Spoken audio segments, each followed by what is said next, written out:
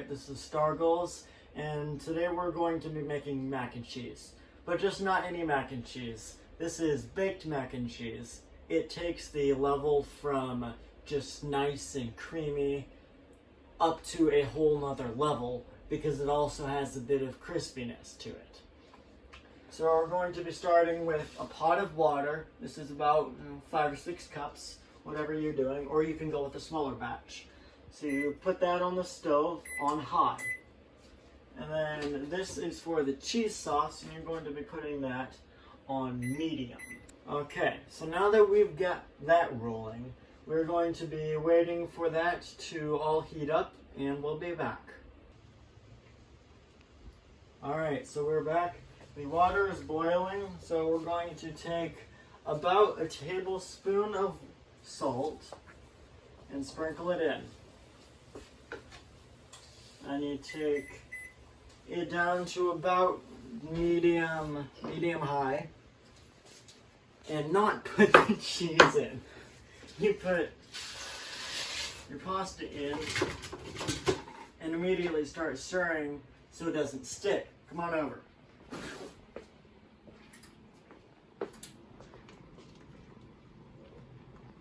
When you don't mix it, it turns into one big glob and it's hard to break up. So mixing it as soon as and every once in a while throughout the process does help it from sticking. Alright, so now we are going to put 2 tablespoons of butter in the pan. And instead of preheating it and waiting like 10 minutes, it's going to burn the butter. 2 tablespoons of butter.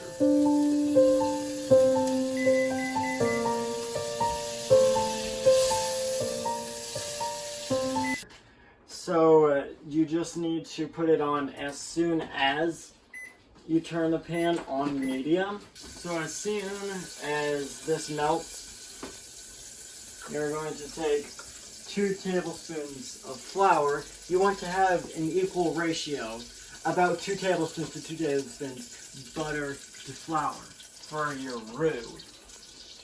And what that does is it creates a base for your cheese sauce. So you just keep on mixing that. And if you come over here, it creates this flour butter mixture, obviously. And you just then slowly start adding milk. I use 1%. Just a tiny little bit at a time until it's thick enough that you can add your cheese.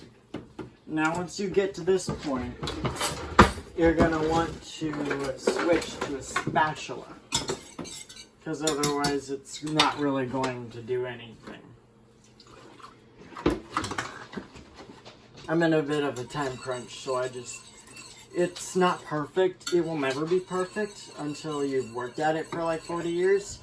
But everyone practices, everyone gets it down at one point or another. You just gotta keep on practicing. So with the roux, you do need to have patience, and that's why you start this. That's the oven.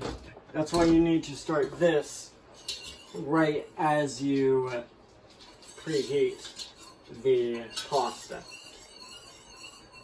So just let that sit, and once it starts getting thicker, you add a little more milk, and to be completely safe, you need to constantly stir, but it's not completely necessary. So once that is ready, we'll be back.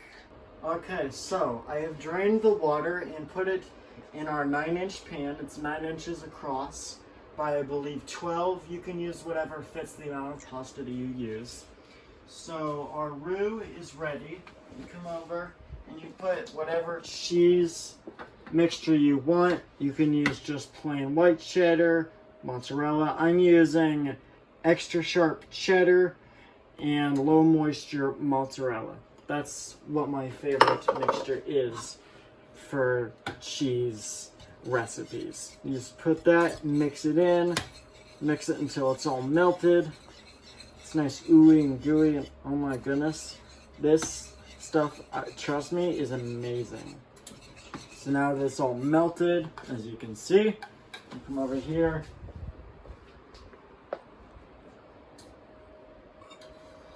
And put it all in. This just makes macaroni 10 times better when you have something that's already so creamy and delicious, and just adding that extra little bit that makes it that much better. Come on closer.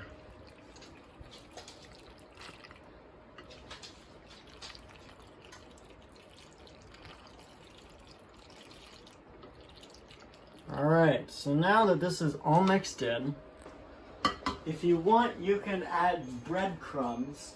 I will in the future make a recipe, a video for homemade breadcrumbs. But for now, if you just want to use panko, you can use that as well. That is the traditional breadcrumbs.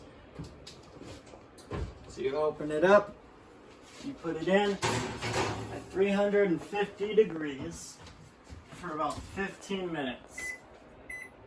And we will be back with you when that happens.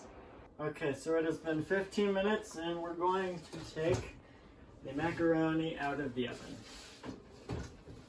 Oh, it smells amazing.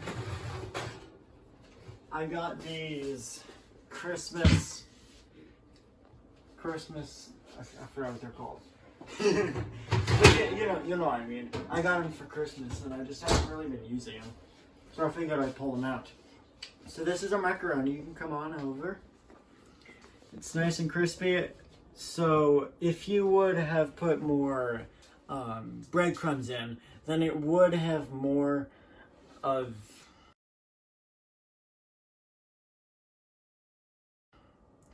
I forgot what it's called, but you know what I mean. I'm kind of like hungry right now, so I'm just at a loss for words, you know. So I got a spoon. Ooh, you can just hear that? That is amazing. This smells fantastic once you make it. Oh my goodness. Here goes nothing. I'm about to burn myself. You always gotta find like that perfect bite.